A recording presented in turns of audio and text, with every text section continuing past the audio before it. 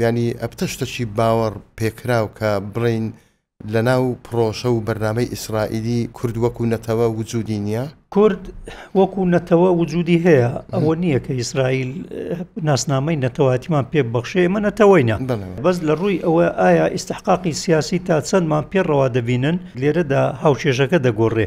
یعنی تەمەشا دەکەینێ ئیسرائیل وا پێدەچێ مەبەستی ئەوە بێتن ئێمە هەر تەنها وەکو وەرەقەی فشار بەکاربهێنێ، تەنانەت حتا کە ڕیفراندۆمیش کرا زۆرینەی خەڵکی کوردستان دەنجی بۆ سربەخۆی کوردستاندا، بەڵام ئیسرائیل پشتگیری نەکردین. جا لێرەدا مەناحیم بێگن مەقولەیەکی جوانی هەیە سەبارەت بە مەسەلەی سربەخۆیی و دروستکردنی دەوڵەت. مزەکەراتەکەی واتە بیرەوەریەکانی مەناحیم بێغیم نەخین و هەروام دەزانی بەریتانیا دەوڵەتی بۆ ئیسرائیل دروست کرد بە پێی ئەو وعدی بەلفۆر کە سەرچاوەکەی دەگەڕێتەوە بۆ ئینگلیزەکان بۆ بەریتانیەکە. بەڵام کە چیوانیە مەناحیم بێغن دەڵێ پێش هەموو وڵاتەکان بەریتانیا دژایەتی کردین، گوتی نابێ ئێوە ببنە دەوڵەت، بەڵام گوتی ئێمە خۆمان خاوە ئیرادە بووین پێمان داگرت وە خۆمان قوربانیماندا بۆ ئەوەی کەوا دەوڵەت دروستکەین. کەواتە لێرە مەبەستم چییە؟ مەبەستەکەم لێرە ئەوەیە کە دەبێت کورد بۆ خۆی خاوەن ئیرادە بێ، نابێ ئێمە تەمەشای دەوی ئیسرائیل یان ئەمریکا بکەین